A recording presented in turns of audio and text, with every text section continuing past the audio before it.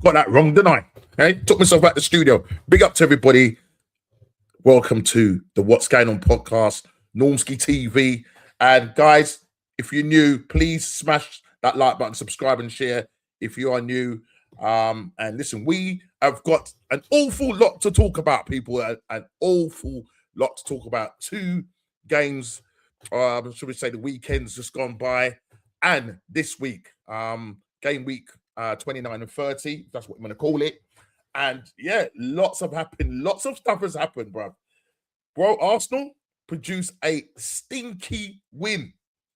Listen, we had 9 finals left. Yeah. Cut out the anxiety. This is after the Chelsea game. We beat Chelsea. Now there's 8 games left. So obviously I'm kind of a little bit behind, obviously, with this stream. But obviously when making this thumbnail, it was with the intention of what would have happened after the Chelsea game. But listen, big up to everybody. Let's look at who's in the chat. Big up to first one in. There is Martin Tap. Big up to you every time. Let's just click on you. Big up to you every time. Kwaja, the Perez of the mods is there. Big up Norski panel. Good evening, everyone. Welcome back. Kwaja say smash a like, subscribe to Normski TV. Let's get myself to 1K. I was at 959, then I went to 958. So anybody that's new that's coming in, get me to that 1K. Big up to Gavin, just saying big up to me. And I just say smash that like button. You know, if you're new, smash the like button and subscribe to the channel. 2 likes so far. So come on, let's keep doing it. Hopefully we'll have more people in. But listen, I know it's quite a busy night. I've got DJ B doing his stuff over there. Sorry, I wasn't on the show last night, the mingle. Yesterday, I couldn't do this show. That's why it's today, because I was away at a funeral. So hence why the show has come today. So listen, we have a lot to talk about. And Gavin just saying, big up to Kwaja and Kwaja. Back, respectively, back to Gavin. Listen, we're going to move. And I think Big D has arrived in the studio. I think I can see him in there. So I'm going to add him to the stream. Big D, what you saying, bro? Yes, Roger. You're good. Yeah, not bad, matey. Just trying to get I was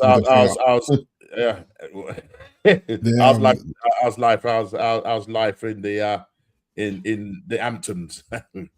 It's all right, matey. It's all right. A bit of sunshine today, which was nice. Yeah, mate. Listen, enjoy. Everybody loves the sun. As I say, everybody loves the sunshine. Literally. So just the time just went as always. You're doing stuff, and then suddenly it's like 6:15. You're like, yo, yeah. It's all good. Yeah, man. Sorry, I had to I had to reschedule the show to today. Nah, it's all good, man. And condolences as well for yesterday. Yeah, it was a good friend of my missus, but as long as I've known my missus, I've known this person. Friend. Yeah. Over 30 years. Yes, Gavin. Yeah, it was crazy, man. So we was up there. We went up overnight. That's what I thought. I said, "There's no way they're doing it in the morning. That's a whole journey in the morning from South London." And I'm not gonna lie. On the way back, I was listening to our game, and brother, I thank you for lane assistance, because boy, that car was rocking a little bit all over the place. You know what I mean? after that stinky Brighton win, that's all I could call it. Yeah, that was my match reaction. I came back, I did my match reaction. Like it's about 1:30 in the morning. I thought, let me just go and get it off my chest and say what I need to say. But listen, we stunk away for that game. The Brighton manager, not really happy with the way we was playing. But it is what it is. I mean, listen, he's got 10 draws, 10 wins. 10 losses and only 9 wins. So I think he needs to focus on himself. You know what I mean? And we will come to that when we discuss the games. But yeah, a lot of pundits having a go are saying that Alan Pardew saying that if we do win the league, it will be an asterisk by our name. I'm thinking, well, why are you saying that? Well, I mean, listen, D, wouldn't you like to be in our position right now? Exactly. So what's man talking about? You know what I mean? There's always a narrative, right, that if every game is not pretty, then it's not deserved. But if you look at if I go back to Fergie and the titles that he won, we played some ugly football at time to get to some of them titles. It wasn't always smooth football. It was like a dogged game where we get the 1-0. Yeah. You know what I mean? And we take it and we roll again. Yeah. And in games we were supposed to win, we lost when we were clearly a better team. Football, it happens. You know what I mean? You Yeah. know, I suppose because City and Liverpool probably play silkier football on their day, which in the Fergie day, I would always say that was Arsenal norm. I would Yeah, say yeah, that 100%, very 100%, nice football, 100%. you Yeah, know, under Wenger, yeah, where United we would just rough you up rather than trying to yeah. compete with that silky football. So yeah, there's always these narratives, and you have to remember the ex-players don't know when to shut up. It's Yeah, constant. yeah, You know what I mean? yeah. Literally, it literally So is even that. if we don't like your set piece FC, you're still Well, we've scoring them. scored. I believe we've scored 21 goals from set pieces this season. Wow, So I think that's the wild, most bro. in the league. Yeah, know what I mean, listen, look. At the end of the day, Man City scored a set piece yesterday, only to Exactly. draw the game. Yeah, you Yeah, know, yeah, Rodri. yeah, You know, they were ahead twice, only to be yeah. pegged back by Nottingham Forest, who were No, fighting Forest. for their They're lives. scrambling. Yeah, Scrambling. there's no Listen, easy games now, there's, a, Norm. there's a team tonight that's going to be scrambling. Yeah, Tottenham at Yeah, home to I Crystal know. Palace, only 1 point above the relegation zone. They are under They siege. have to win It's a tonight. big thing. They have They to have to win. win tonight. They Yeah, they have got to to win, win bro. tonight. Yeah, You know what I mean? They have to win. You know what I mean? So listen, there's a lot to talk about. So just quickly before we get into the swing of yeah, things, obviously we're going to talk about. Obviously, we're going to be looking at all the games past weekend and this week, so we're going to kind of yeah, amalgamate them and just see what games really stood out for you, D, and that. And we're going to look at some of the decisions and if there are any decisions that you think, whoa, what go on? You know what I'm trying to say? Because yeah. some people say that the Jacob Ramsey sending off shouldn't have been a sending off in terms of his second yellow card. They were saying that he dived. I think the way I watched it back and I thought, nah, it was a little bit soft. But look, at the end of the day, what's the name? Nottingham Forest did not Nottingham Forest. Sorry, Newcastle did what? Newcastle. Yeah, Everton did to you. 10 men Newcastle, 10 men Yeah, Everton beating you. So look, Carrick, you know, his first loss this season, he's and overachieving, Norm. he is. I mean, Yeah, he's overachieving with the I squad. mean, So, Paul Scholes had a little bit of oh, a dig at him. I don't know. Scholes. I don't know if It's you heard personal, it. you know. And I'm just Yeah, figuring out some of this what's that stuff, all about? Norm. Yeah, what's that all about? Well, What well, with that before we go into it? Yeah, because you see when Carrick, when we poached Carrick from it was Spurs, wasn't it? You can correct yeah, me on that. Yeah, from Spurs, right? So this was when this all happened in the Roy Keane fallout with Fergie. So they were trying to get Keane out the door in the end. You know what I mean? Yeah. And he spoke about this a few times on the overlap, where in fact he was done dirty. Yeah. Carrick replaced him, and we immediately started winning titles again. Okay. And I think that's where the beef comes from. And then Carrick took the 16 number as well, which I when I thought about it, I went, yeah, Keane wore the 16. Carrick wore. So it's personal. There's something with the wives as well, because Roy Keane was on his wife, and I'm like, what are you bringing the man's wife into this? This football, really? like put that, yeah. All right. So I don't know what's going on there, but I think Keane's always had this thing about the way he was pushed out of United. Yeah. You know, after he had a couple of injuries, then he was, you know what I mean? So he wasn't playing regular because of the injuries. And then when it came to the summer, he felt like they dealt him a dirty hand. And then Carrick came in and then got the 16 shirt. A bit like Kenya coming in and getting Rashford's number 10 straight away. Yeah. It was like no discussion. You got Rashford's number 10. I think it's a very similar thing. So there's no love lost between them. And then you have to remember that network, the Scholes, the Keane, they'll always back each other. So Scholes coming out is almost in support of Roy Keane. That's his brethren. Yeah. He probably considers Roy Keane more of a brethren than he does Carrick, even though I think Carrick did play with Paul Scholes towards the end of He did. They played 100+ games together. So that's right. So he's overcritical. You never saw this with Ollie. Ollie was a super sub.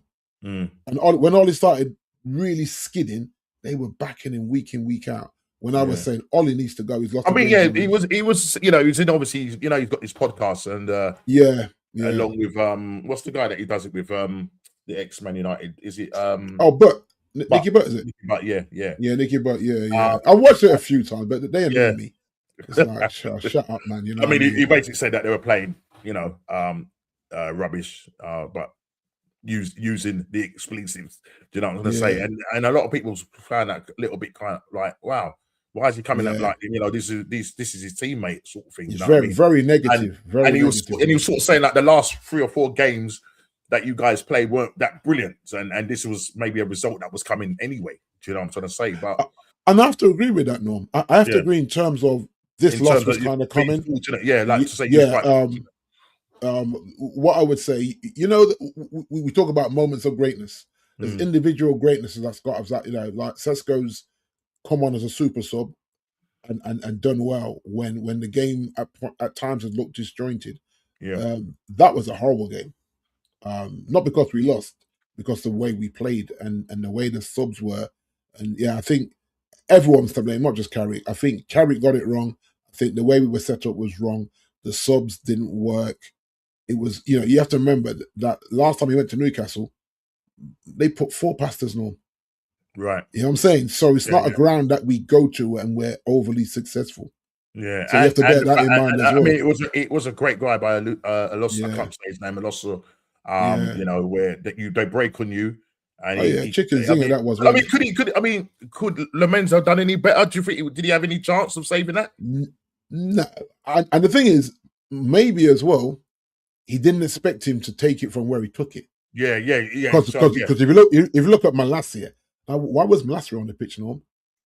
Mazraoui can play left back. That's what I'm saying. Carrick got this wrong. Like Mazraoui can play left back. Don't put. You know what, right? Don't try to be clever. Don't be trying. In a moment, right?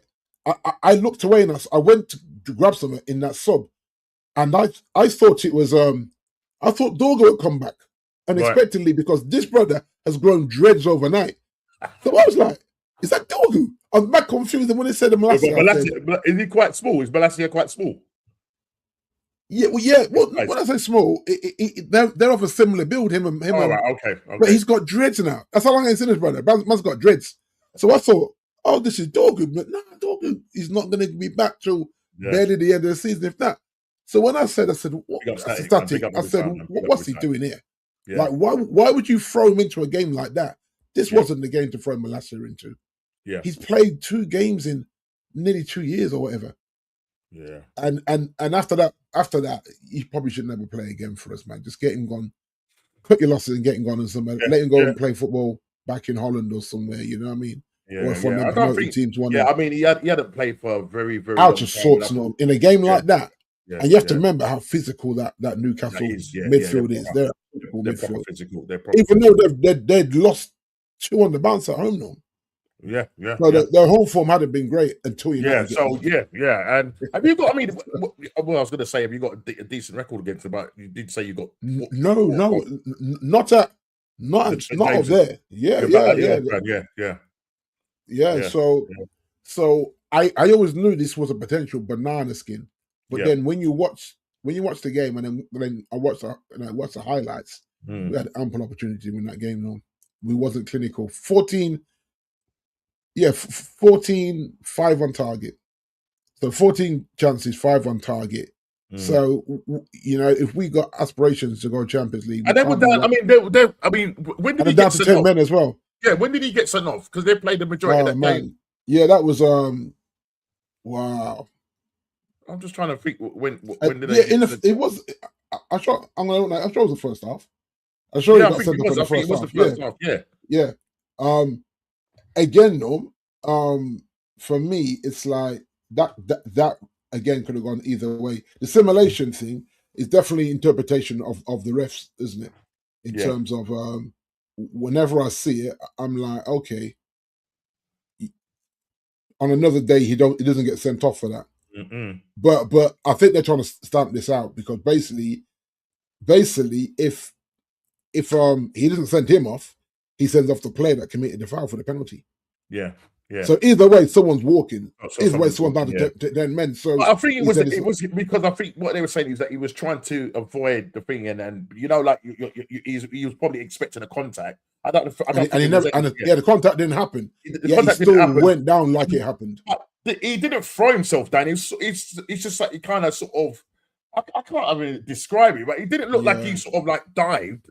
I didn't get that impression that he dived, but look, it is what it is. Look, the referees are going to stamp down on it. Yeah, and this was literally this was literally the 46th minute of the first half. So literally right at the end of the first half, pretty much second red card. Yeah. So it wasn't a straight; it was a yellow, then a red. Yeah, that's right. You know what I mean? Yeah. So that's crazy, man. You know what I mean? Yeah. Big up the assembly, man. Big up. Yeah. But look. Obviously, we're gonna, as I say, look at the Prem players and the games weekend and this week. So we're gonna kind of got a combination of two. So we're gonna kind of be going backwards and forwards. So chat, stay with us, man. Stay with us. Yeah. A win is a win. Now, this is obviously after the Chelsea game when I put this together. A win is a win. Even though I was sweating, in that Chelsea game. But listen, 9 finals left. It's now 8 finals left now because obviously we went to Brighton and we stunk out the stinking place. And we will talk about that game. We'll definitely talk about the game. We've just kind of covered a little bit in Ref Watch as well. Because even in that Chelsea game, I think when Declan Rice comes up, Elbow comes up, Ez wasn't out.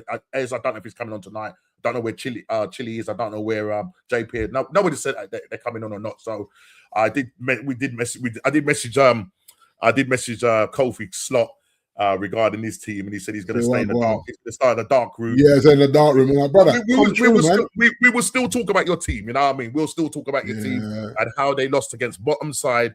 Wolves. Listen, they're putting in a little bit of a fight, man. They're putting in a little bit of fight. Yeah, but where's that been all season, though? You know what I'm saying? Where's that been? They got nothing to lose. But they got nothing. If I'm a fan, I'm annoyed at these. I know, because of that performance. Because I'm looking at that game. Yeah. What's going on here? You've been looking for that fight. Assemble. I'm not there yet. If you're talking about me, I'm not there yet. Yeah, I'm not there yet. Same as me. I'm not fully convinced about top 4 because the chasing pack is still chasing. I think Chelsea did us a favour last night. Listen. I'll tell you this now. I mean, Wolves back-to-back wins. Aston Villa. What's happened to Aston Villa? I mean, they've lost all games. They've just fallen off. Something's off there, isn't it? Something's off there. Something's wrong there, brother. They went 1-0 up against Chelsea in that game. Just gone and got slapped 4-1. And again, in that game, Ref Watch was looking at this. They all huddled around the ball in the centre circle to do their thingy. So before the kickoff, they've got into the centre circle around the ball. I don't know what the rule is or whatever, but they had to put it on there for Ref Watch. What's the ruling behind that, and should they be penalised? I don't know if there's any rule. This is the first time they did that before the kickoff, no? Yeah. Just did a huddle. Did their team huddle around the centre? Yeah, they did a team huddle around the ball. Yeah, I don't think. I can't see anything. Yeah, I can't see anything wrong with that, really. I think you could choose to do it in any space of the pitch. Yeah, but they decided to do it right there. They said, some of the pundits were saying it was disrespectful and what. Is it? Yeah. I don't know if there's anything in it. I don't know what the chat feels about it. Whether Chelsea was wrong to do that, you know what I mean? But listen, this is all for the camera, D. Come on, big thing, man. Listen. I put a lot of pressure there on that young manager as well. He needed that win. Yeah, because the fan base is really split on him. The PE teacher. The fan base is very split on him. The Chelsea fan base. So look. One of my points which I put on for our agenda tonight was, will red cards derail? I mean, listen. Yesterday they won 4-1, but before that they went out and lost to us, 2-1. With Pedro Neto getting sent off for a second yellow, and it was a second yellow. And it wasn't a good tackle on Martinelli. And so the question I'm asking in the chat is, will red cards derail Chelsea's fight for a Champions League place in the top 5 battle? Now, say again? Was that? Absolutely hope so. I absolutely hope so. They've got the most amount of red cards. I think 7 in the Premier League. And Liam Rossini actually came. I can't remember which one it is. Is it this one? No, it's not that one. Let's find it because I've got so many tabs. Disciplined, and they know I'm very. It was something that he brought up in there. I'm trying to find. I think it might be this one. Yeah. He came up and he essentially was saying that Rossini asked Chelsea to hold hands up to mistakes after the latest red card. So this is the game that we played on Super Sunday.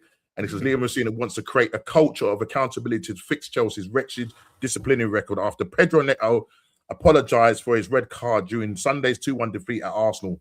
Portugal winger Neto became the 7th Blues player to be sent off in the Premier League this term, following a quick-fire second half yellow booking. I think it was for dissent. And then after the tackle, it wasn't too long after that he did that tackle on Martinelli. So you got to do better, man. He's got to do the indiscipline there, and obviously Ez again was not happy about it, and and I think in all comps, I'm sure they're up to about 11 red cards in all comps this season. Yeah. It's a bit of a crazy one, 11, 12 red cards, but it's a bit of a mad one. But yeah, that's one that he needs to address and address it quickly. But listen, they get a great win against Aston Villa, winning 4-1. I didn't see the game, but they did go 1-0 down. I think Pedro Neto was on the score. Cole Palmer was on the score sheet. I can't remember who else was on the score sheet. I'm just looking there now. Yeah, I think it's crazy. How Aston Villa, who was sitting. It was a hat trick for Pedro, Norms. It was a hat trick. Wow. Yeah. Listen, and then listen. And then he got the assist for Cole Palmer, so he got a hat trick and an assist. Wow. I wonder if anybody have him in the and the yellow card. Did anybody have him in the fantasy league? You know what I mean? I put him in and took him out. No. Oh my gosh! I put him in. I couldn't get the maths right. I couldn't do it. It wouldn't work out with the finances, so I just left it. And then when I saw him, I just chuckled. I thought this guy just got a yellow card, 3 goals, and an assist. So the assist counted like a yellow card. Not bad for a night's work, eh? Exactly. You know what I mean? Again, we have to talk about this relegation battles. Yeah, as Spurs again lose against the Fulham, losing 2-1 at Craven Cottage. Will they be joining Wolves and Burnley? They currently sit 1 point now after Nottingham Forest drew with Man City yesterday, and West Ham going to Fulham and beating them 1-0. We're going to talk about that as well, and obviously we're going to look at the what's going on, prediction results, game week 28, and what's going on fantasy Prem shout out, which you will be doing. I think there's like double game week kind of thing there. I think. It's kind of I think obviously because it was so quick, we just overlapped before the show. So now the points are already added on for. It's mad. Yeah, it's mad. But listen, let's talk about let's look at the game. So I think we'll start off with obviously our game against Brighton yesterday. A pressurized game going into that game. Look, Brighton, we made 2 changes, bringing in Saliba's got injured again, ankle problem, which is something that he's been carrying for a while. I picked that up in that Liverpool game. And he hasn't been the same, and he's ended up not being on the bench yesterday, not even in the squad. Mosquera comes in for him, and on the left hand side, Martinelli comes in for Trossard. Now that left hand side for me, he's still not been sorted yet. No. Trossard has been absolutely terrible. Martinelli has been absolutely terrible. It's a flip of the coin who does well. When he came on yesterday, sub, he might as well just be put on the Brighton shirt and play for them. Just giving the ball away. Martinelli, again, no end product. This guy, these are the players that I want gone in the summer. Martinelli, Trossard, Mosquera, but I know he ain't gonna, not Mosquera, sorry, Madueke. Kai Havertz for me, you know what I mean, on too much time, innit? Time, because he's just coming backwards and forward, with terms of injury, in and out of the side. Listen, he comes up for Victor Gyokeres yesterday. Victor just didn't have a good game yesterday. Again, does well against Chelsea. You know what I mean? But then when it comes to our game, just weren't on it. We just wasn't on it at all. Do you know what I mean? And it really was our defense. And that's why this geezer behind me, Big D, Mr. Gabriel Mangalese. Yeah. Absolutely captain performance. Absolutely defense is probably what's going to win us this league. Yeah. It's probably the defense. But Norm, you remember I said this to you guys 2 summers ago. If I'm taking any player from you, it's him. Is that brother to centre back to basically guide Lenny Euro to being a bad boy centre back. That's all I take from you in terms of defenders. You know what I mean? I rate him because he offers it on both ends of the pitch. Yeah. He gets a lot of headed goals, and he gets a lot of clean sheets. So, you know what I mean. But it's, I think, like I said earlier, these scrappy games is what makes champions norm. The muggly ones, and like I say, everyone will criticize it, but you got it over the line, man. That's how I see it. It's a nasty, I mean, look, game. They're a good team. I mean, listen, look, after the game, he that's what he said. he was straight shooting from the pocket, from the hip. Yeah. He basically says there's only one team that tried to play football, and I have the feeling they're making their own rules. Obviously, talking about Arsenal and our time wasting. And he says Fabian launches this extraordinary attack on Arsenal. Arteta's response to that is that I'm not surprised he would say that, because I think Özil has always had a problem with Arsenal and possibly with Arteta.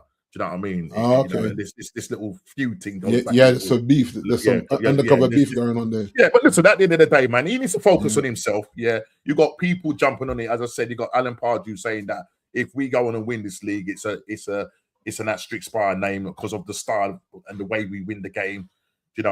Simon Jordan, they asked Simon Jordan about his views on what Özil said, and he said, look, at the end of the day, Özil should just focus on himself. He's where he is. He's a Brighton manager. He will not be managing the likes of Arsenal. And with them, winning 9 games, 10 draws, 10 losses, you need to look at that. And even saying that, he was saying, they were talking about, Arsenal are the biggest time wasters. Well, actually, we're not actually the biggest time wasters, because there's some stats here. Like if I show you this, right? They were talking about the average ball time in play. Now we're at about 50, I can't remember, it's just under 55 point whatever. Yeah. And Brighton, if you look, Brighton are just slightly higher on they are. Yeah. 56. But I can't believe City are top. That's funny. But it's not much. Yeah, but no, but that's what I'm saying. Average ball time in play. So that means that they've got the ball, the ball stays on the field more. They're not wasting time. This graph is not about them wasting time. But the way people are talking about Arsenal as if to say that we're the worst, do you know what I mean? Your screen has gone green. I don't know what's going on there. Yeah, what's that? What's that? Just noticed that. I was looking at the chart. Yeah. Okay. Yeah. It's crazy. It's crazy that you're turning into the Hulk, mate. You know what I mean? But it's crazy. It's crazy that people are having a go at us. I don't care how we win this league at this point now, D. It's really about, for me, it's really about the result now, about the performance, because it's no point trying to now get all these players up for that. We're running on fumes at the moment. Right. Arteta hasn't rotated the side as he should. The likes of Norgard, who was bought for 10 million, a sensible buy. He came on yesterday for Zubimendi, who's played the most amount of games, and that could be something that Arteta's did, because a lot of questions were asked around Zubimendi and his game time, which he's played the most out of all the Arsenal players, which over 3,000 minutes. Norgard had 32 minutes in the Premier League. So that's now gone up to an hour and a bit. So the game was not brilliant. It was a very stinky win.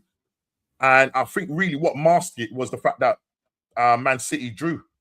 You know what I mean? So that's what really made the win even better. We didn't play well, but if we play like that, you know what I mean, going into, say, the Carabao Cup or playing other teams in the Premier League, playing like that, there's a chance we either win that game or lose that game.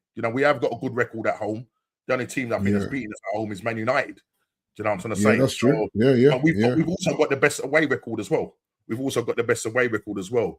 And this is another stat here where it says Arsenal, who were in front from the 9th minute at the Amex Stadium, have spent 45.4% of the time leading a game in the Premier League, and we are behind Man City, who leads is 52%. Then you go all the way down to Brighton at 23%. So I think Özil should just rest his gums, focus on his side. Do you know what I mean? He's just basically saying that Arsenal. He's sore, and he's a sore loser. That's essentially what Simon Jordan was saying, that he's a bit of a sore loser, because I think if he wins that game, I don't think he talks about this. You know what I'm trying to say? No, he doesn't. Nah, of course he doesn't. Listen, Arsenal probably do the best dark arts at the moment, but other teams are doing it as well. You know what I'm trying to say? It's not just Arsenal. Other teams are doing it as well. But I think it's the fact that because we are going for a title, then the emphasis and focus is put on us. And it's funny enough, I was it's watching, just amplified, isn't it? Just amplified I more. was watching the 12th man, Dan Potts, and he like was sort of saying like he's not there as a fan to moan about what's going out there against Arsenal, but he had to look at this point and is there an agenda in terms of, especially from Talk Sport, because when you look, there's no news on about Man City drawing that game yesterday. You go on their website, it's all about Arsenal playing bad, Arsenal scrape a win, this blah blah blah, but nothing from Man City. Do you know what I'm saying? So I don't know what your thoughts are on that. I don't know if it's just Arsenal or has Man United kind of gone through that thing maybe in the early days or. But you know what? It's a weird narrative with City, because the narrative I've been hearing now is that because City took on the league, that they're allowing Arsenal to get away with stuff because they do not want City to win this title, because City have taken on the FA with these charges. So there's that being pushed out there in quite a lot of social media. I've been seeing little posts, and I just think, well, if that is what's going on, then the league is ruined. If we're going to say that there's an unconscious bias or a conscious bias towards Arsenal when it comes to the refereeing of games and all these things, you know what I mean? Because if you look at the corners now, most teams are doing similar to what we say Arsenal started in, crowding the keeper, having at least 2 players on the line. Yeah, I mean it's like the three that run in. It's like a scrum. Yeah, the 3 that run in as soon as the ball's hit to just dart into the box and cause confusion. I think every team is looking at it and going, when the game's sticky and we can't break down a team in the low block, then try and win as many free kicks and corners as possible, which is what Arsenal do. So it's definitely a tactic. Is it a tactic that people like on a regular? Maybe not. But the truth is, you've still got to score from that tactic. That's how I see it. You still got to score from the corners and the free kicks. Whether we feel it's aggressive. Now, maybe in the summer, maybe they changed the rules in terms of no more than there was some talk 2 people around in that. the box. 2 people in the box before the ball is hit and all this kind of stuff. You might see them do a rule change. Yeah, there has to be something, because the grappling that goes on. Yeah, you know what I mean. It's I mad think now, isn't it? as soon as they either give it would be a penalty, or if it's the other way round where it's a foul against the opposing team, then it would be a case of this will probably get stamped out really quick. And yes, exactly. Arsenal, you would say, was probably the ones that started doing all the crowding around Ben White, like pinching the keeper's legs and his ears and all of that stuff. You know what I mean? Listen, this whole thing, it's been going on a long time. This dark arts thing has been going on a long time. So it's not just fly in front of me. Get out of it. But you know what it is, right, Norm? I think maybe the annoyance is that Arsenal are kind of mastered it better than most. Yeah.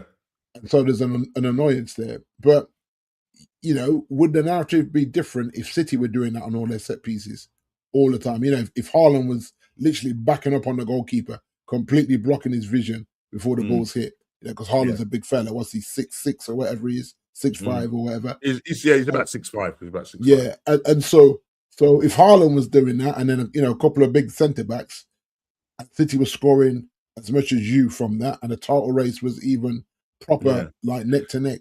Would there be a narrative that City with the dark arts as well? Would it be as explosive? I mean, I think I think what the opposition fans have got a thing about. It might be because it's just Arsenal, because our fans are just unbearable.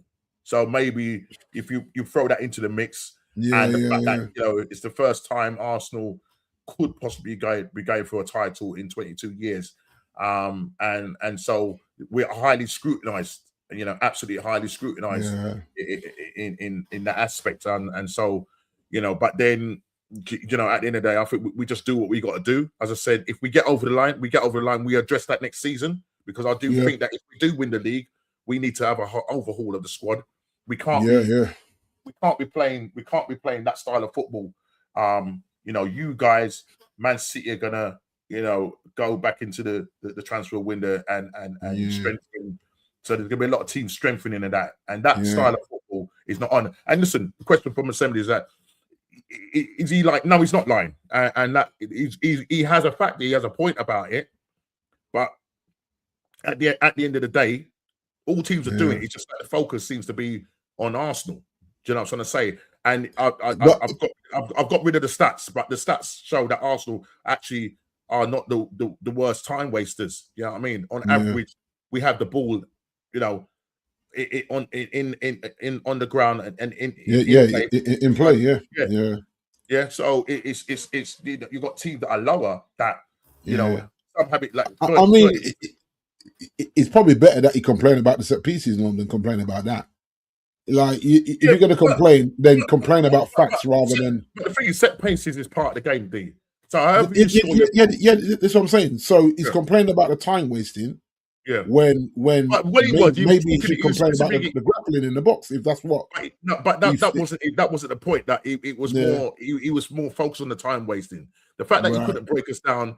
That they weren't clinical enough to break us down. Yeah, they played a better football. No lie. Like we scored in the 9th minute. Saka scores. And then we didn't do anything after that. We didn't do nothing after that. They're the ones that came to play football, and that is a fact. I'm not denying that. But I'm trying to say it's up to them. They're at home.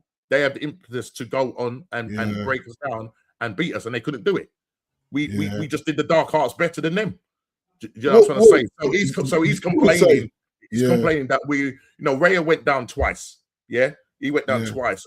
With one he got caught. I don't know if it was like during a corner kick or whatever, and then the other one, he went down again. He said that we went down 3 times, and according to the Skies, they said they only saw Ray only go down twice. And that the second time he went down, it gave the players a chance to go over to Mikel Arteta to give him more instructions. So he's saying if that's the case, then they're creating their own rules. You know what I mean? They're creating their own rules, and the referees are not doing nothing about it. So he's essentially saying that we're cheating and stuff. Everybody does it.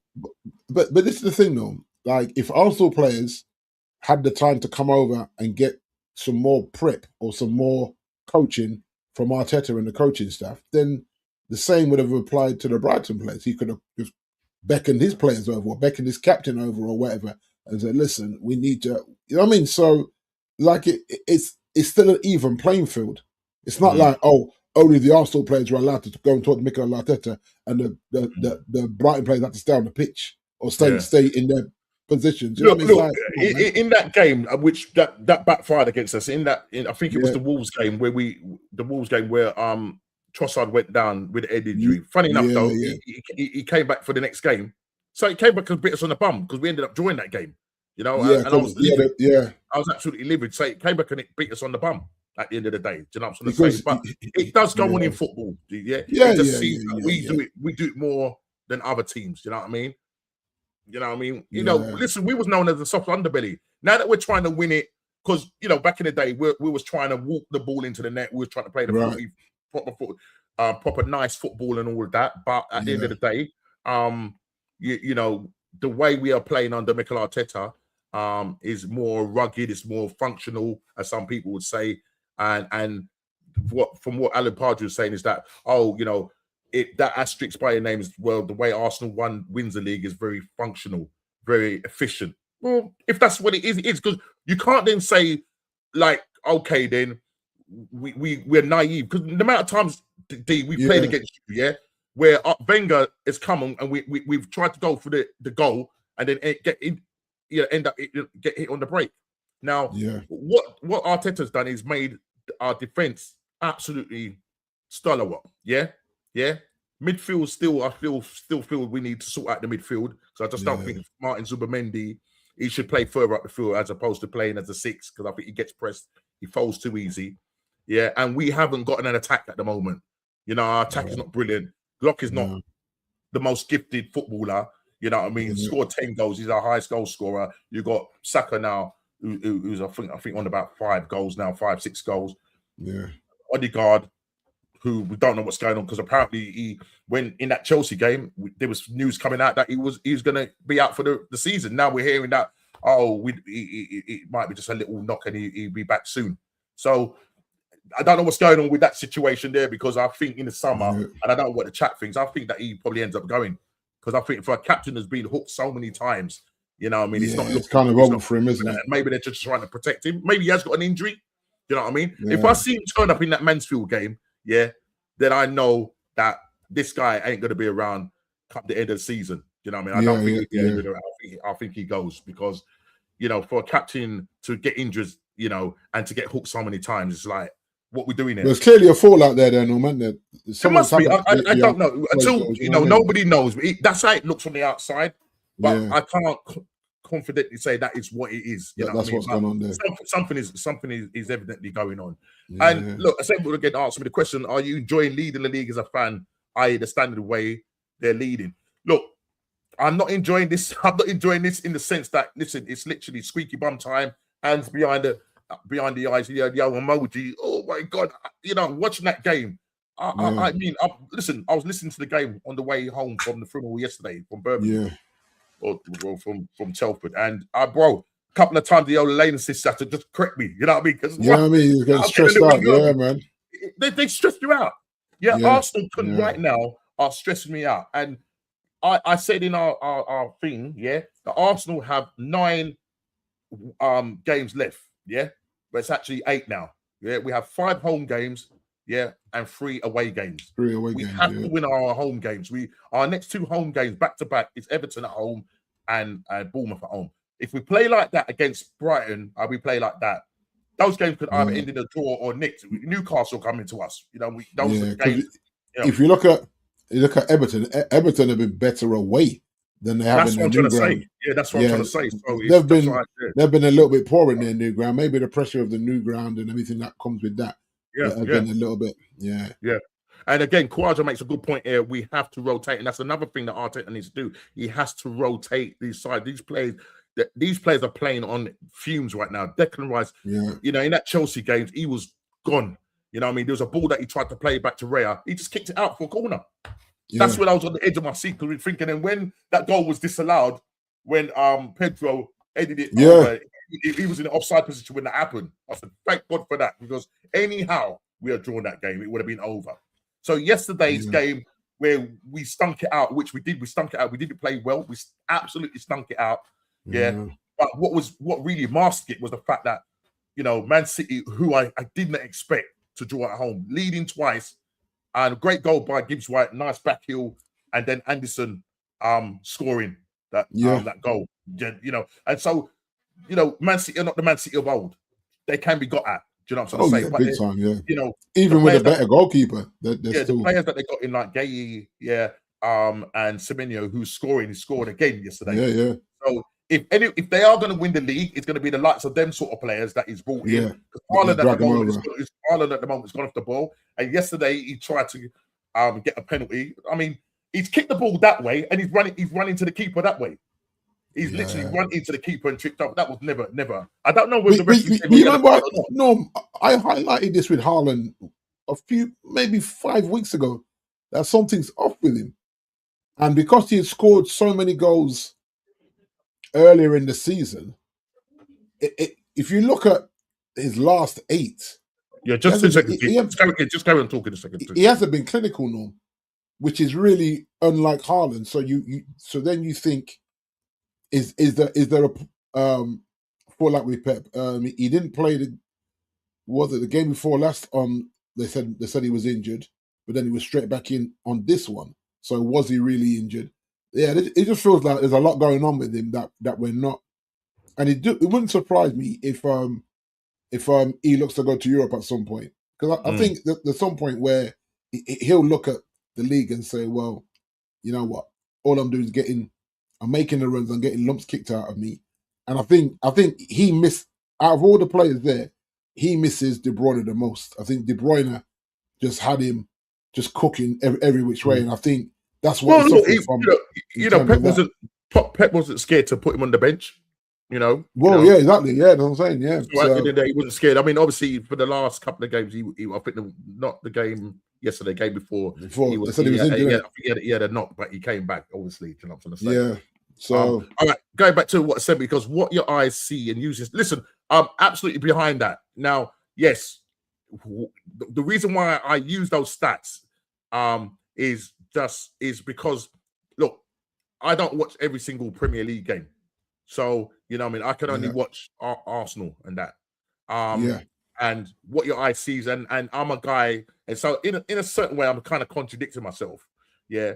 But all I'm just basically saying is at the end of the day, Herzl needs to focus on his team. Yeah. Yeah. If we wanted to go and win that game, you go and win that game. Dark Arts has always been in the game. Yeah, It's true. Yeah, that's true. Yeah. So, do you know what I mean? At the end of the day, by hook or crook, we go and win this Premier League, and then we address the way we are playing next season, because we can't continue playing like it's not sustainable. Now, people are going to say, "Well, you're still top of the league. You're about to play a final, a Carabao Cup final, which is essential that we win that. Not only that, we could be possibly going to a FA Cup quarter-final where we go away to Mansfield. I want to see complete changes there. I don't want to see none of our first team players there at all, right? And then there's a chance that we could go through, which is good too, if I could share that, Champions League. Now, as you can see, we play. Let's see if I could just see that. That's so we play Bayer Leverkusen. Next week Wednesday. I think it's next week Wednesday. We go away to them. You know what I mean? We have to rest players for the Mansfield game in preparation for this game. If we play all our games at home, so we go away first and then the second leg at home. Yeah, come back. Yeah, I think we will beat Bayer Leverkusen, but it's not going to be easy. And then out of the winners of that, we'll either meet Bodo Glimt or Sporting Lisbon. I think Bodo Glimt, they play on the AstroTurf. I think they beat Sporting Lisbon, and it will be a tough game. Yeah, if you look at this draw, though, no, If you look at this this round of 16, there was an allegation that the Arsenal ball had been warmed up in the microwave. Right? Yeah. Now apparently there's something that's gone on. I can't remember what's one of these conspiracy. Big up Jez every time, man. The legend. Yeah, man. Yes, one of these conspiracy guys say that if they're trying to make it an even an even draw. That, what just the Arsenal ball? No, it's normally two balls that they warm up. Yeah, and everything else they go by chance. Now that sounds a little bit wild if that's what they're doing. Because if you look at how stacked the right hand, looking at the screen, the left hand side with the PSG, Chelsea, Liverpool, Man City, Bayern Munich, and Real Madrid all in the same side of the draw. Yeah. So it's almost like they're saying, surely that's rigged. Surely that the balls wouldn't come out that way. And then because if I look at your side of the draw, who are you worried about? Maybe Barca. Maybe Sporting after that. Big up Waha every time. Arsenal should be worried about Waha. Arsenal should be worried about anybody on that side of the draw. Maybe Barca on their day. Everyone else, you should actually slap them. The thing is, your current form.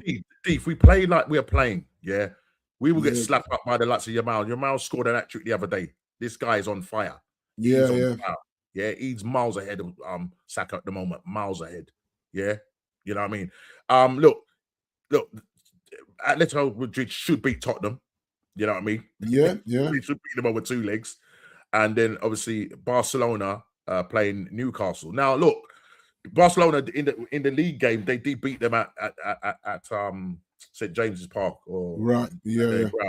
But listen, you just don't know what can happen. I don't want to meet. I don't want to meet an English team. I don't want to meet an English team. Nah. You know what I'm saying? I don't want to meet an English team. But then on the other side, I just don't see Newcastle or Tottenham coming out of that round of 16. I don't see it. Yeah. So the likelihood that we do play Barcelona. Yeah, but if you play Barcelona, you're going to play them in the semis, right? Yeah. If you look at the way it is, because they're in the top half of that side, you're in the bottom half. So in theory, you wouldn't meet Barca until the semis. Yeah. So big up Jay Lux, man, every time, man. Big up to you. Just going through the chat now. Sorry, let me just quickly go through this thing before we carry on. That's all right, bro. Just recognize some people in here still. Interesting draw though, Norms. Yeah, Gabby just saying big up Gianni, man. And thanks for coming on last week. Yes, Gianni, man. The title is yes, Gianni. It's all in our hands. All in our hands. Listen, look, I'm telling you now, right? Don Robbie. That's just kind of look. The fact is, right? Right, they have a game in hand. If we play again before them, we play Everton at home I think on the Saturday evening. I think if my memory serves me right. and they play and they after. play. I think they play the Super Sunday, don't they? Yeah, I think. but who are they playing though? Is it West Ham? Are they away to West Ham? I think they're away to West Ham. People, let me what's know. happened there? I think they're. Oh, what's happened? Oh no, my screen just went blank on my side. Okay. Yeah, I can see you. I can see you. Okay. This thing is really acting up in this laptop's getting on my nerves. Yeah. So I am really like, gosh, if we beat Everton, before they we'll be 10 points. Yes, they'll have 2 games in hand, but it's putting a little bit of pressure on them. I need to be going to the Etihad in 6 weeks' time, at least 6 points, because then that just gives us a little bit of a buffer.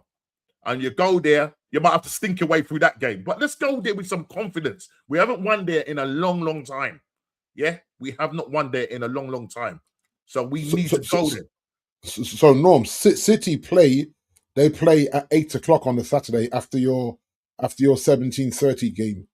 Oh, so right, okay. So they're away to West Ham. Yeah, West Ham are fighting for their lives.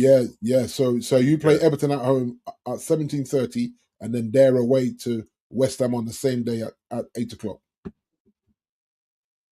Right. Which is Saturday the 14th. No.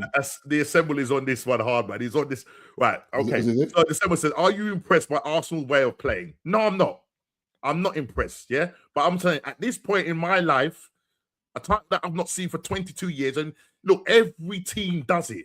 Let's just get this right. Yeah, every team does it. So when we talk about dark hearts, every team does it. So Arsenal not just the only one that's doing it. In that game, Raya went down twice. You talk about time wasting. Actually, I believe Brighton time wasting is more than ours. Right. But if you see what he's saying here, he's saying if they're going to use the alleged dark arts, at least make sure no one knows we are doing dark arts. Isn't a tactic. It's isn't a tactic. It's cheating. He's saying, so if they're going to use allegedly dark arts, at least make sure no one knows what we're doing. Dark art isn't a tactic. It's a all right. So Raya went down twice. He went down with an injury. We don't know whether he's injured or not. Right. They said that they were wasting time. I'm trying to think of. Sorry, excuse me. Bless you. I don't know if there was been any other. I'm just trying to think of like taking time to take throws and that. Yeah, we might sometimes do take. We do take the longest when it comes to taking a corner, but that's not cheating. Yeah. It's not cheating. Do you know what I mean? And even when we what are the rules, Norm? Like a corner, is it 30 seconds per corner? That's I don't even know what that is. I don't know. Is there a rule? Yeah. Is there a rule? Or free kicks as well. It's just down to the referee's decision to. Once you put that ball down, there must be a time limit. What that time limit is, I don't know. If anybody can tell me in the chat, because you see it, everybody's doing it. Everybody's doing it. The free kicks, like you'll see Bruno, like put his hand up, like the hand, whatever he does with the hand and the fingers is a signal to where potentially he's going to try and free kick or corner the ball. On the right hand side of the pitch, Brian Mbeumo has been taking those left-footed in-swinging free kicks. So it's a similar thing. We're trying to use that tactic of the in-swinging ball into the goalkeeper, and that he makes a mistake is under pressure. So, but then in the time scale, I thought it was maybe 30 seconds once you place the ball down to actually hit the ball. It might be. There must be. 30 seconds, Yeah, no, I know that. I know you're not having a pop. Listen, come on, son. You know the people there. And listen, and as I say, this is not an echo change, so it's good to have the discussion and everything. So I know you're not having a pop, but I'm just saying is that at the end of the day, everybody does it. Everybody does it. I just think the focus is on Arsenal at the moment, is because Arsenal are trying to go for this league title. We bottled it on numerous occasions, and we're very close, but it could all get thrown in the bin yet again. We have to not open the door again. We need to make sure that we it has to be closing after that draw. It has to have to close the door after that draw. I think if City had won yesterday, then it's still wide open again. But I think them getting sucker punched with them dropping points, you know what I mean? Yeah, it's like, okay, like, do City want it as much as Arsenal want it in terms of, because if you look at and I haven't seen the stats, but probably you guys are more successful at the set plays in terms of what you scored from it, and maybe that's why We it's been scored. We amplified. scored in terms of corners, 21 goals. Yeah, so that's why it's been amplified more. Whether we want to say it's a level of dark arts or not, because you guys are scoring from it, then people are aggrieved by it. It depends. It depends on it depends on what's going on in the box. That's the thing. That's the thing. The other day when you played Everton, look at the madness that was going on in that box. Yeah, it's just out of control. Yeah, they have to stamp that out. And I think if they start giving them free kicks or penalties, I think it will quickly get stopped. But, I really do. You know what's going to happen, Norm? They're going to put they're going to put 2 more officials that stand behind the goal and just watch every madness. So now you're gonna have 4 angles of the ref, the 2 linesmen, and someone behind the goal. I bet they'll do something like that. Or they'll put a proper camera behind the goal, and they'll go back to the camera when there's a mad incident where the ref's saying, "Well, there's too many bodies, I didn't see it," and the camera will pick up everything. You have to go to the screen. So again, it slows the game down, makes it a little bit more boring. They'll go to the screen and look at the camera in the rear of the goal and make a decision from that. That's probably what they'll do, because they won't want to have to pay another person, another lines person, or they won't want to. So they'll do it through technology. You watch. Camera, I think Assemble has said it here. There's no time limit for corner kicks and throws in. It's just down to referee discretion. Referee discretion. I thought so. Yeah. Big up, Static. Thank you, man.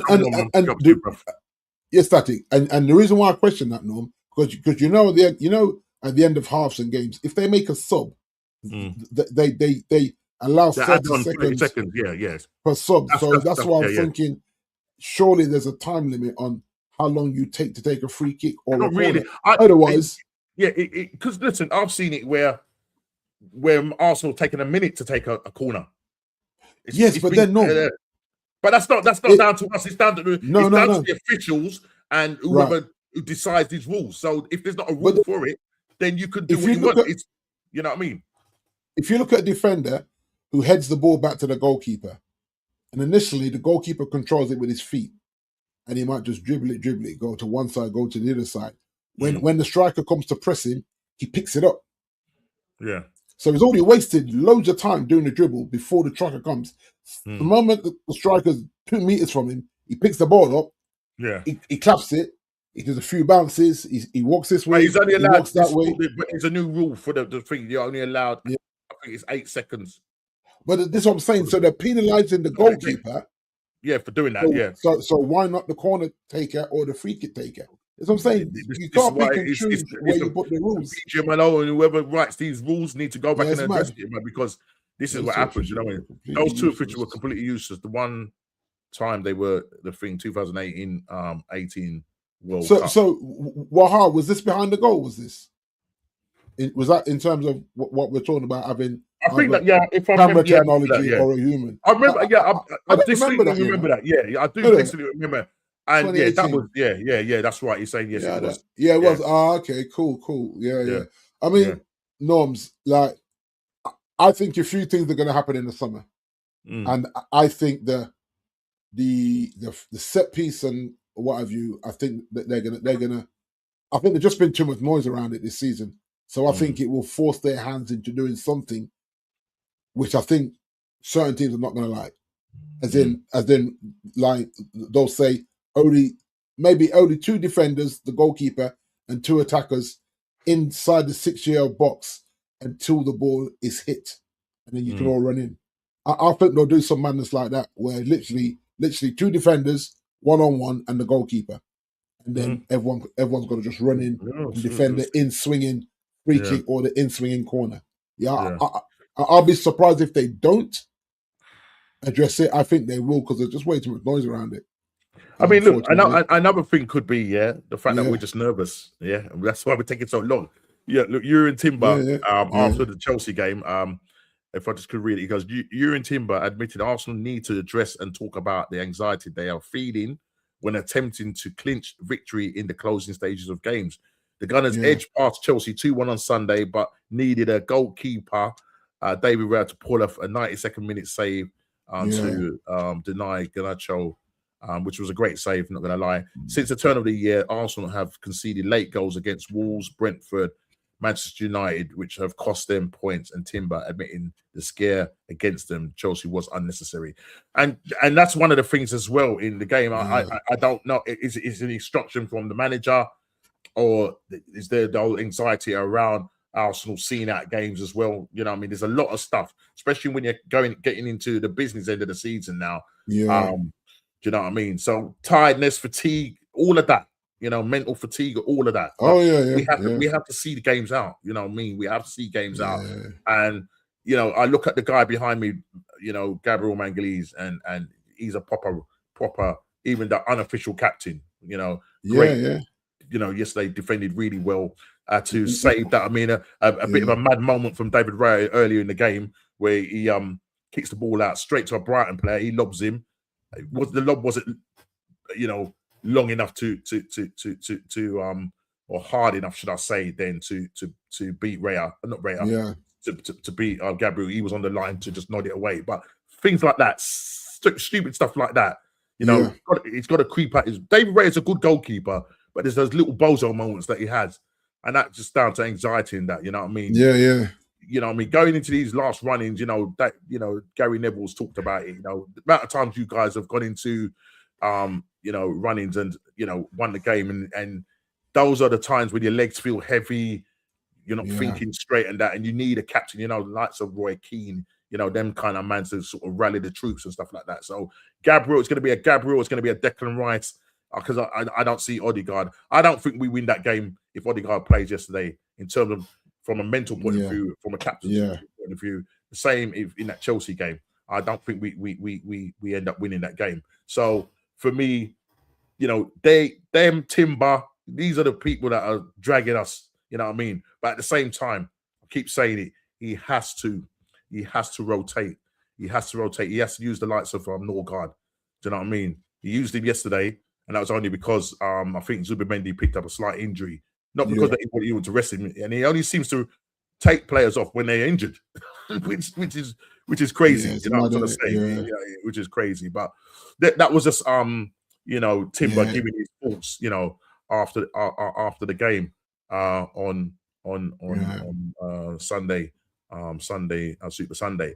The other thing as well, this red card thing, we kind of addressed it earlier on. Yeah. And I'm saying, guys in the chat, do you think, listen, they won convincingly against Aston Villa yesterday, but do you think with Chelsea getting these reds cards and their indiscipline, Liam Rosina, as I said, came out and said that, we need to take, in terms of going into a game like that, we have to take more responsibility and with the disciplinary action, 7 cards, 12 in all competitions, 11 or 12 in all competitions.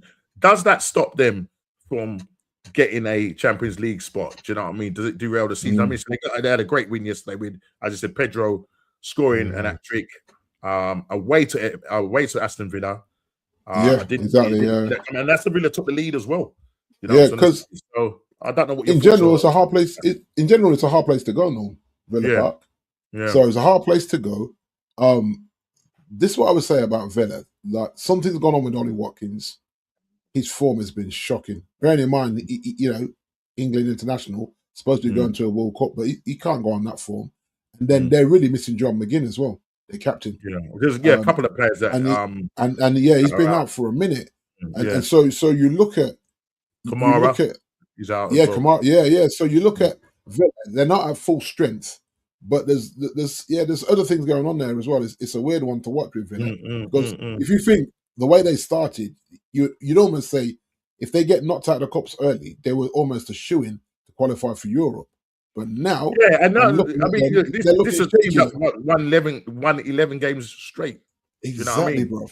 And there was this title talk. You know, right? There was, I definitely thought they were a shoo-in. Are they in the title race? Yeah, to clinch top 4.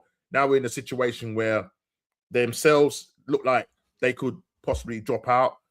And just coupled with what I said about Chelsea, with their indiscipline with the red cards, they have to sort that out. But is it with 9 games to go? Yeah. You know, are they going to continue down that vein, or do you think that Liam will rally the troops and get it sorted out? You know what I mean? Or will the indiscipline cost them a, because you know, once you lose a Yeah. player for so long, you know, it weakens the side. You know what I'm trying to say? Which, and it Well, doesn't help when they've got injuries on top of that as well. Do you know what I mean? Sorry. yeah. No, you're right. But if you look at, obviously, if it's a straight red, it's automatic 3 games, isn't it? On a straight Yeah, red. yeah, If yeah. it's a second yellow, It's is it one not game. just a game? No, I think just it's a one game. game in it. Yeah, Yeah. but But it's a then, game. It might be a key, you know what I mean? Because yeah, the players that they're losing are key players. Do you know what I'm trying to say? exactly. Yeah, In they're a key very young players. squad, Yeah, so you yeah, can't be yeah. losing your key play, because this what, yeah, because I think where, if you look at us without a Leacher at the moment, you know what I mean, you've lost So Leacher. this guy just, what are you going to do with him, guys? Because this guy can't stay fit, D. Nah, He just and can't then stay and fit. then you look at Delit as well. No one's talking about Delit. Like, what's even the injury? I don't even know what the Yeah. injury is, Norm. You know what I mean? So I looked at us yesterday and I thought, and I remember I said it the other week, we're not mentally fit to play 2 games in a week because we ain't been playing 2 games in a week. The moment we play 2 games in a week, it's a banana skin for us. And we showed it again yesterday. I think they look fatigued. They, like, for that first 25 minutes, Norms, I thought we was awful. And then was just snatching at chatches. We couldn't keep the ball. And then we were keeping the ball. Yeah. But there's no point having all that possession if you're not converting. Yeah. You know what I mean? Ramsey made a couple of great saves. One from Yeah, Chelski. yeah. Yeah, But you know what I mean? He made a you couple of see Ramsey, right? I guarantee you, if we'd gone for Ramsey in the summer, Ramsdale, sorry, yeah. That's the ex-Arsenal brother, isn't it? Yeah. I guarantee you, because there was rumors that we was going to go for him in the summer. I guarantee you, if we'd gone for him in the summer, he'd have been a calamity as what's his name, Anana. But I watched him last night. Because remember, I think, is he not the backup goalkeeper at Newcastle, backing up Pope? Right. Yeah, Yeah. he backs up Pope, doesn't he? Yeah. And so Pope is injured, and I watch it, and I just think, yeah, this man's prime Schmeichel tonight. He's saving everything, and so he's going to take a chicken's dinger to beat him. In terms of, if you see the Casemiro header, he had no chance. It was such a bullet header that he couldn't even react to it. It was just in. Casemiro used the speed of the Bruno kick to just glance off his head and it was in. But anything that he had a moment to see it, he saved it. So it's one of them. It's like, you know what? And another day, you're not playing that good against us, but it's personal. It's Man United. I get it. It's his cup final, so he's pulling out some blinders last night. And when that happens, when you're watching your game, you say, this may not work out for us, because I looked at, even in terms of Norm, how long Carrick took to make the subs. Yeah. As in, we actually looked more efficient with Xerxes and Ahmad on the pitch. Yeah, but because of price tag, you're constantly starting, and Mbumo has been shocking since he came back from. I saw that miss. He's been shocking since he come back from AFCON, bro. Yeah. I saw that miss, man. Like, what you do? And then you look at Bruno and Cunha. They both want to be on the ball. You both can't be on the ball.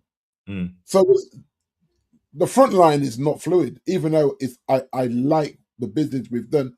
And remember, I said in the summer, the way we were chasing Mbumo, I'm okay if we don't get him, because we overpaid for him. Yeah. And when you overpay for a player, that's not his fault, but we overpaid for him. So these performances haven't been good, but he's been able to step. There you go. I've been asking, what does Mbumo do when he's not scoring? Exactly. That's what I'm saying. He's just not offering, Norm. If he's not scoring or making an assist, he's not offering. And that's a bit worrying for me, because I think we overpaid for him in the first place. That's why, remember, the Cunha deal was done before the end of the season. So we knew Cunha was coming. Yep. So for me, the time we stayed on Mbumo, I would have rather we had gone after Adam Walton or someone like that. I would have rather we'd gone and try and strengthen the midfield. Because I think the midfield, when you see us trying to play back-to-back games in the same week, we got ran through, man. They ran through us. It was like, yo, physically, I'm watching Kobe just get knocked off the ball. I'm seeing the fatigue in Cass's legs. Once Cass gets a yellow, you got to tug him because when he's tired, he's going to lunge. And when he lunges, that's a second yellow. So that's a red card. To be honest, to be fair though, since his last season with you guys, he has been playing quite well. He has and I actually want to keep him. And I know some Man United fans might not agree with me there. I actually want to keep Kaz, but he's got to reduce his money. He ain't going to reduce his money, brother. Yeah, but he's made his money now. I'm like, bro, but he ain't going to reduce it. Man United. These man, they got I know. They got the feed of the guys in the favela. You know what I mean? Yeah, I know. And so because he's Brazilian, and I give him the benefit of the doubt, I wonder if he might sponsor a lot of relatives. It wouldn't surprise me if Casemiro has probably bought 3 or 4 properties for family members and probably you know what I mean. Obviously, they normally have the foundations out there where they sponsor schools and stuff. But I think that sometimes there's a narrative that these guys are just greedy; they want all the money. But when you look at, obviously in the UK, he's paying 50% tax on that money a week. Yeah. You know what I mean? So as much as what is on 400 or something, he ain't getting 400 a week after the UK government take their slice of the pie, and I'm assuming that he has to contribute to national insurance because when I lived in America, I had to contribute to Medicare, but I couldn't use it as a foreign national. Imagine.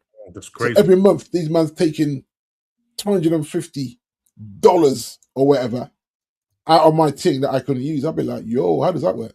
Yeah, I probably exaggerate on the 250, but it was a lot of money in my mind. That's crazy. I had to go and do private healthcare. Now I'm sure Casemiro gets all his healthcare through the club as part of his contract. So even if they are taking national insurance from him, it don't really bother him because he's getting looked after anyway. So I look at Kaz. If I could convince Kaz to take a 30 or 40% pay rise, and I play him in all the big games. He plays all the 20% pay rise and deduction. Deduction. Sorry, deduction. I play him in all the in the top 8 games he plays. He plays all the Champions League games. I rest him in the cup games. I would just find a way to keep him, because how do you replace him, and who do you replace him with in terms of what he's offered? Because I think he's scored 7 out of his 7 goals. I think 6 of them are headers norms from set pieces. Yeah, he's quite good with his head. Yeah, he used to do that a lot. He used to do that a lot for Real Madrid as well. Yeah, and then you look at Bruno. People say, "Oh, how do you replace Bruno?" Bruno was so wasteful yesterday. I don't know how they match up the big screen norm. I was fuming. I was like, "Bro, stop giving the ball. We gave the ball away so many times, Norm. It was embarrassing. It was just like, nah, this is awful. This is awful football." And you kept seeing Carrick do this. He just kept, every time Bruno did it, he kept doing this, Norm, like he's lighting a match with his fingers. So even Carrick was getting fuming, like, I know you're my captain, but you're just giving the ball away. Stop trying to force stuff. Because I think he's just trying to, because this is my thing. He'll do something 12 times, it comes off once. And then, Bruno saved us. No, he didn't. He did this 12 times. And he gave away the and a penalty. Yeah, it's just like, when that happened, I was just scratching my head. I'm like, fellas, you're hurting my head. You can't play awful and then make those big mistakes. Penalties are huge mistakes in a game. Yeah. And then he was still whinging when he goes to the referee to whinge. Bro, you fouled him needlessly. And it's just like, when you want to the captain's performance, you have to remember, we win that game yesterday, Norm. We go 6 points behind City. 6. And City are stumbling and bumbling. And I thought, that's another opportunity. That would be nice, to put a bit of added pressure on exactly you them guys. That I was going to say. Yeah, and I thought, hold on, we win this game, we go 6 behind City. But then I in the same breath, I realised that we don't do well at Newcastle. So go in there in the second game of the week when we're not used to playing 2 games a week. It just, everything felt wrong yesterday.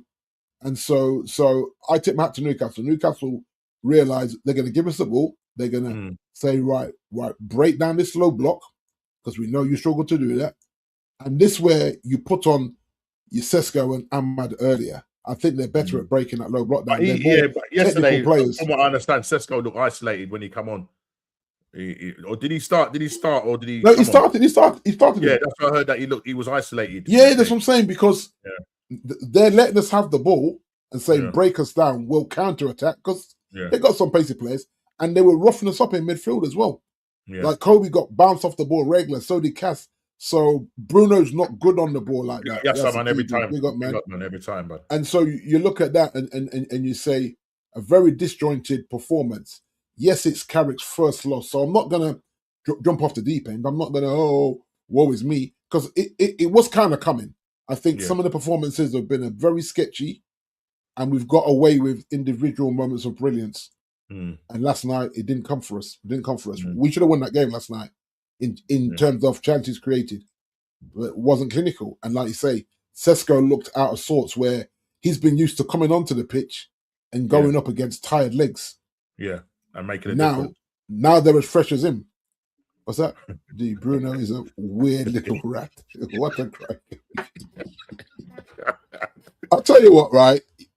He actually annoys me. I actually, and Normski's known me long enough on the channel to know that when we were in for Bruno, I actually didn't want him.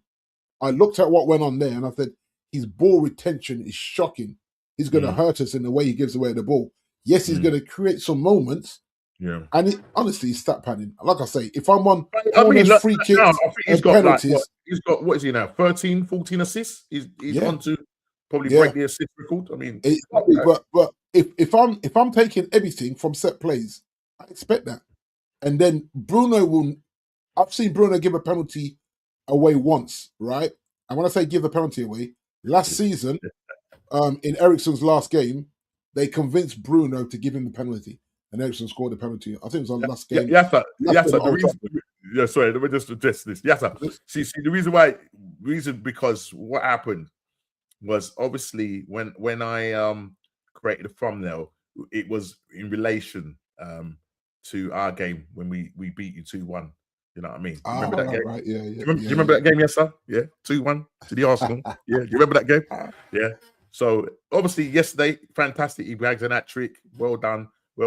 And funny enough, so whilst you're on here, we were saying, ask the question, and you can put it in the chat and let us know what you think.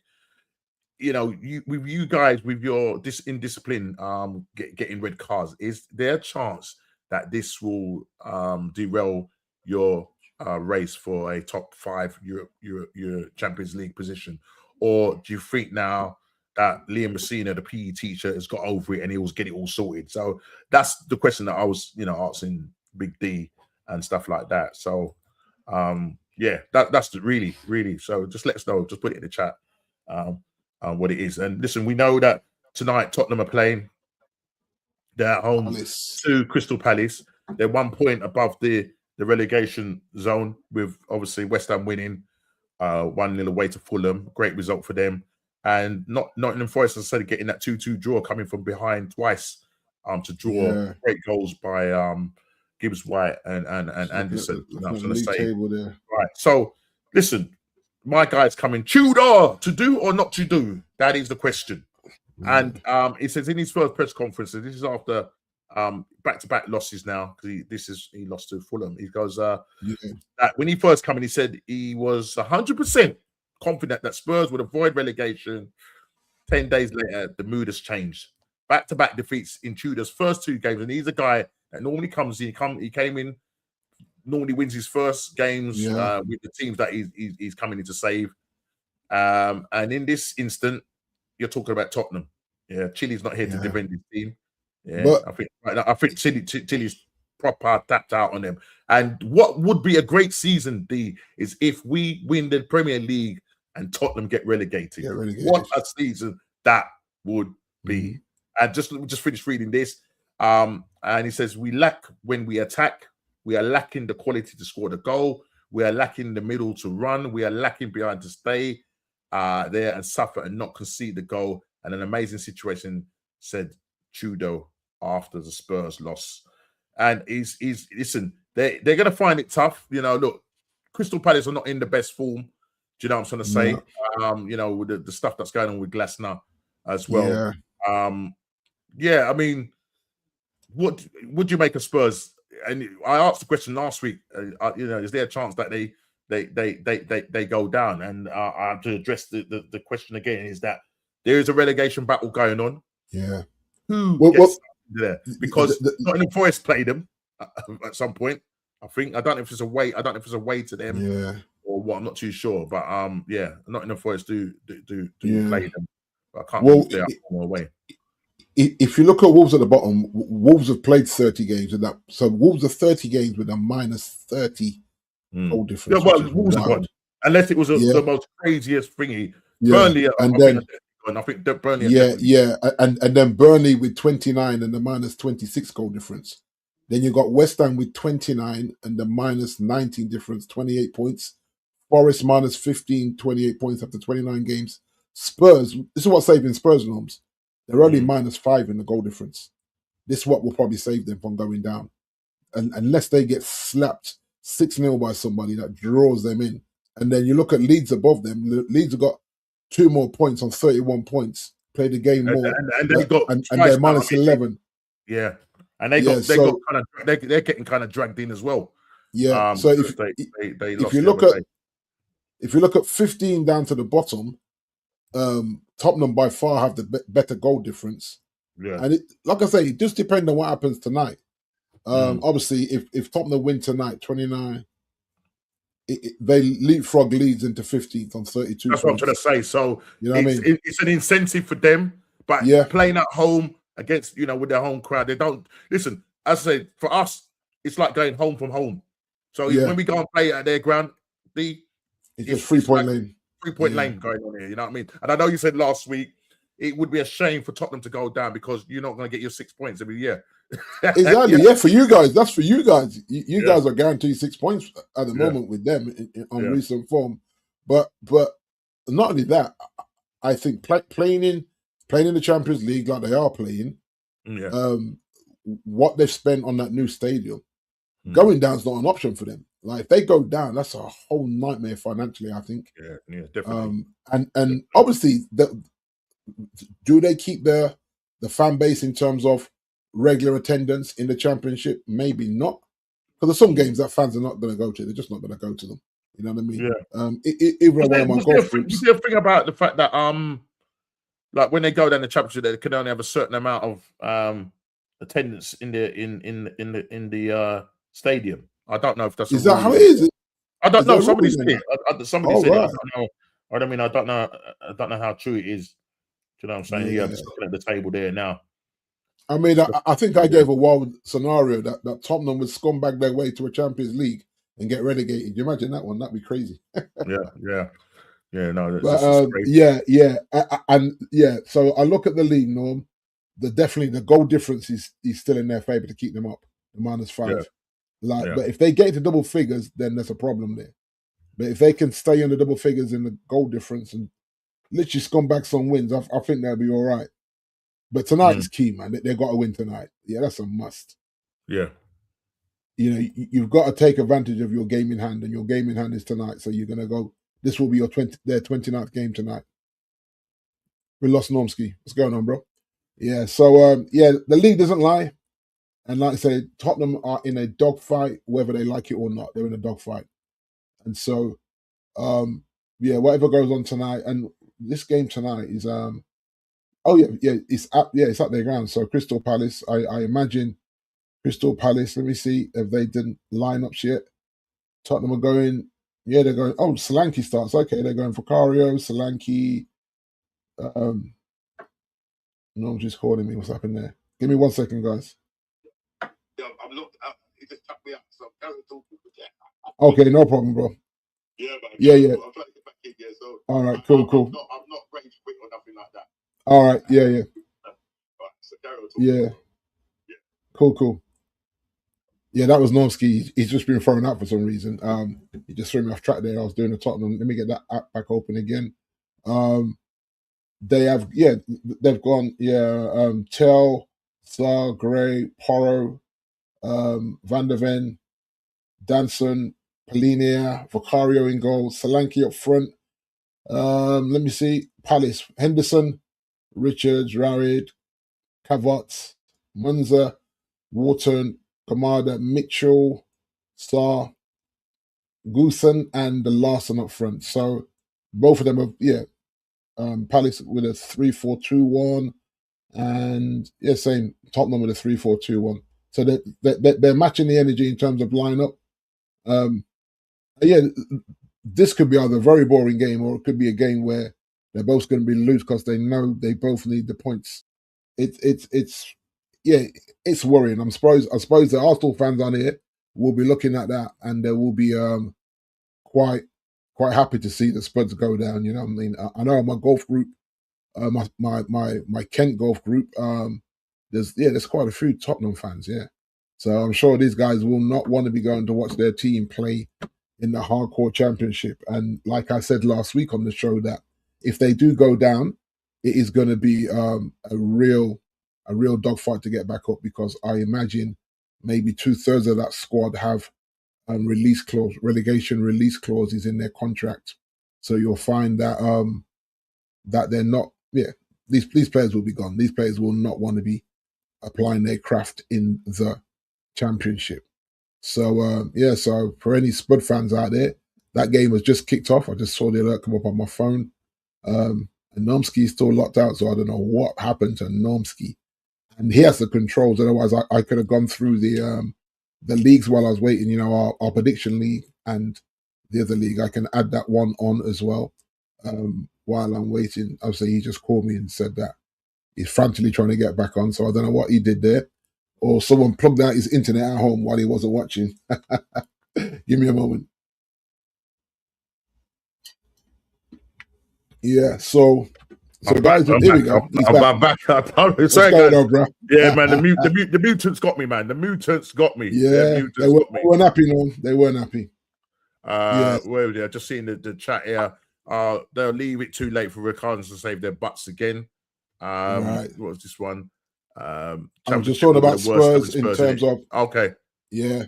I was just basically saying that I just did the team news for the Spurs, and I was saying that maybe Arsenal are one of the few teams that would delight in the demise of Spurs going down. Yeah. They've both picked quite strong teams tonight, Norm. So Palace know that they need to get points on the board because they're getting dragged into it. Yeah. Spurs are already in it. You know what I mean? So this should be quite electric. Hopefully a electric game in terms of end to end. This could be a basketball game because both teams know they've got to score and get it over the line. Yeah. So Spurs, full strength, exactly. Yeah, I just called out the squad there. If he was just, Can you imagine, boy, if they went down, what a joyous year it would be. I'm just trying to find just quickly. We are coming down. D, have you got your Yeah, I was gonna put it on, but I thought I can't put it on because you're not on. So I'm gonna put it on now. I'm gonna put it on now. Just give me a second. So I'm gonna be looking at the screen and thinking, what's he looking at? Whilst you're doing that, let me I've got to find something. Where is it? Which one is it? Yeah, it's coming up now. Which one was it? Where are we at? Share screen. I don't know if it was that one. There we go. No, it wasn't that one. Let's remove that one. Yeah. Remove that from the studio. It wasn't that one. Okay. There was something that I've got in my. I think it might be this one. I'll just finish with this and then we'll go into that. Yeah. Just quickly, obviously Liverpool on 48 points, same as Chelsea. You're 3 points ahead of them. Now, looking at this, right? Big up again to Wahaha for putting my friend's link in there for the GoFundMe. That's the thing. Thank you very much for that, Wahaha. Appreciate that. 1, 2, 3, 4, 5. 5 times Liverpool injury. Yeah. Again, Wolves. Yeah. Mistake from Alisson playing the ball straight out. Takes a big, massive deflection. Crazy. They've done it 5 times. It's bad, isn't it? A team that spent so much money, £400 million. Does he stay in a job? The thing is, you would like to think you got credit in the bank, no? Just win the title, mate. If you win the title, have a bit of a stinker in the next season and get fired, that's unfortunate. But Liverpool, it's a big club. I do think if he gets them, if he can drag them to a, I don't know. I'm going to say to a Liverpool's still in Champions League, right? Aren't they?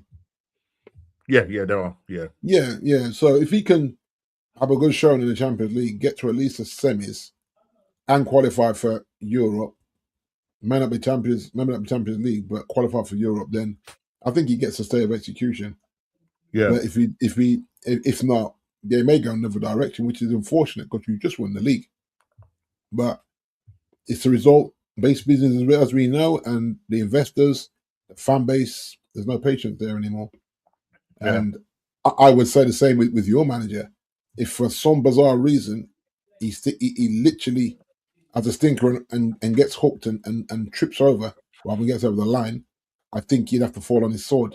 If not, they have to fire him and go in another direction.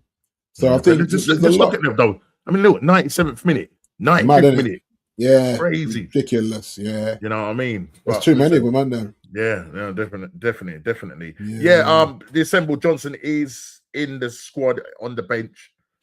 So bro, if he comes off the bench and scores against them, that'll be a madness. Yeah, That will absolutely be a madness. yeah, But we're coming down because I want to go and watch the game and enjoy yeah. Tottenham suffer. So let me just add this. This is the, I don't know why it's not letting me had it. Before present the No? screen, remove Hold open on. media. Okay, let me Let try me something. see. Let me just try something. Hold a second. All right. Let's try that. Let's try this. Okay. I don't know what's going on with Oh, there that. you go. So just quickly, if you just quickly go through that. Yeah. So no, so points are still in situ here. So far, Julian Moore in third. Looks like our Okay, high score. Julian Yeah, doing quite Julian well. Moore. Oh yeah. So we got, and then we got my brother and Ez on 69 points. My brother on Nobody can catch this Del 67. Grady, man. The Liverpool Del man. is They can't catch him. cooking, absolutely cooking as usual. Yeah, I mean, I think it's his league to lose now. Yeah. Malcolm X is still in the top 10, so she's doing good. At the moment, I've dropped down to 13th. Where is Kofi? Kofi just above. Kofi's in 9th, just above. And Andy's dropped down to 8th. So Andy, Kofi, and Malcolm X are in the top 10, which is good. That's a good representation. And then me and Ez, me and Ez in the bottom half of the table, mate. And who's sitting bottom? Who's sitting bottom? Sitting bottom. Frank Waller on 1,226 points. Okay. So I feel like he stopped checking his team now. Sometimes people just check out when they realize they can't. Just tapped out. Yeah, I think he's tapped out. Yeah, he's tapped out. Okay. But Dale's still the guy to check, and I think only really Julian Moore and maybe Manny Bosman can catch him. Everyone else is lacking. Yeah, everyone else is too far behind now. Well, Big D, you had a fantastic week in the prediction league. Cool. Look at that green norms. Look at that, bruv. Look at that. Listen. Game week 29, because obviously with the games coming this week. Yeah. I know it's crazy, guys, because what's happening is because Arsenal played a game before, it was game week 26 or 27. That's why it is. So we're kind of game behind, but we will catch up. So technically, it is game week 30, but we've got it down as game week 29. But we will catch up. But game week 28 next week, because at the weekend the round of FA Cup start, and tomorrow Liverpool go back to Wolves. Okay, could Wolves knock them out of the FA Cup? That is the question. Yeah. But I just can see you got who did you predict? What game was it that you predict? Exactly the right score. Was it Brentford 2-1? Yeah, Brentford. Was it Brentford 2-1. Or Brighton? I think it was Brentford 2-1. Yeah, I think it was Brentford. Yeah. Chile getting the Man United. I think he went for Man United, not Man United, Man City. Yeah. Same with Kofi. I think he went for. I'm not too sure what team he went for. I messed up. We Toffees lost. The Toffees. I thought the Toffees were going to win that game. Was it that one? No, it wasn't that game. It was another game where I thought we were going to win it, but I ended up losing out on that game. Do you know what I'm going to say? And so two red dots for me, but next week that will change a little bit. I will probably jump up above Kofi. I'm assuming I will jump up above Kofi as it stands, but he's on the ones coming now for these two games from yesterday and today. So so this is just game week 28. Game week 29 I will reveal on the next show. I'm just trying to find. I was looking on the WhatsApp because I can't remember what I predicted for that one. Yeah. Now. I'm just now I've said that. I'm just scrolling back quickly. Okay, so Andy went 3-2 Fulham. What did I do? Is that game week? Is that game week 28? Yeah. No. Game week 29. So game week. It's game week. Yeah. So that's for next week. So I'm not going to reveal that and whatever. Right. It's game week. I wanted to know what game week 28 was. What's game week 28? 20, like you predicted. Yeah. So that's these. This is what this. Oh yes, these are what yeah. these I'm results going are. back. So right, game week. Because that's when you predicted the exact score. So game week 28.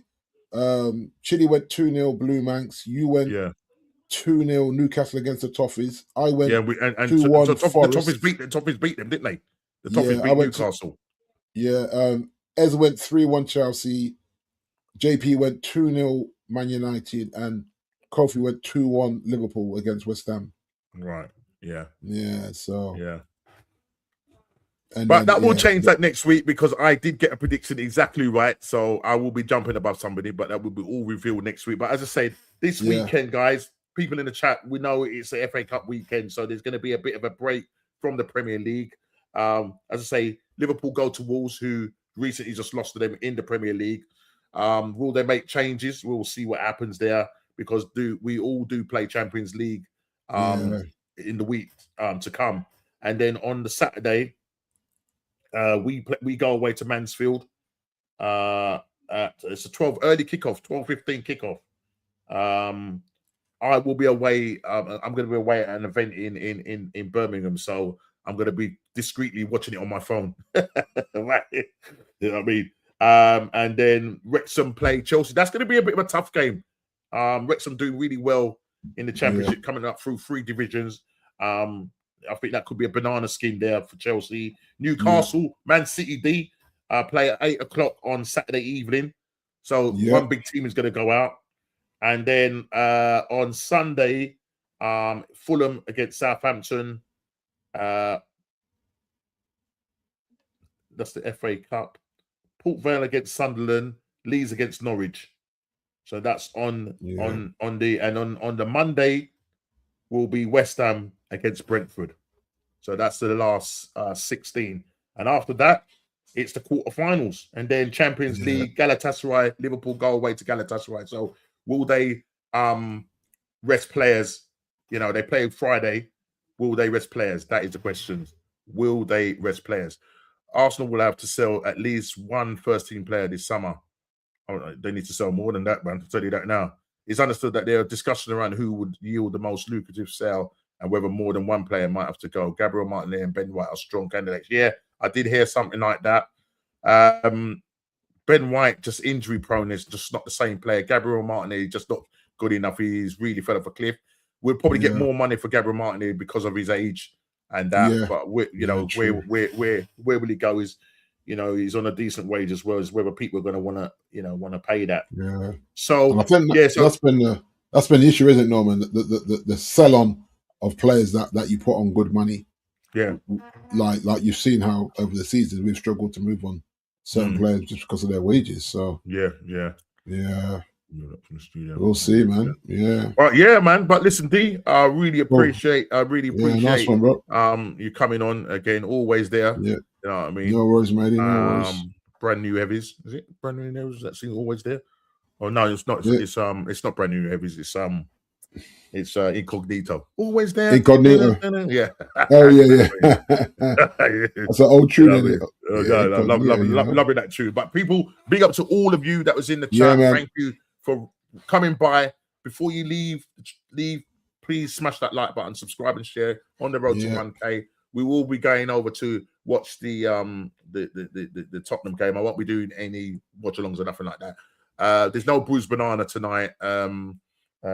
So we'll be back next week. So look out for that. But I'm just gonna go and take a chill, relaxed evening. Yeah, man. Go and watch a bit of Tottenham. Hopefully they get slapped and put under pressure. Do you know what I mean? And then we'll see where they go. So Arsenal, up the Arsenal. You know what I mean? We just got to keep doing what we need to do. 8 finals left. Are we going to stink our way through it? That is the big question, Big D. Are we going to stink our way through it? But people, listen, take care. Until the next time. Fellas. Have a good one, guys. See you on the next stream. Take care. God bless.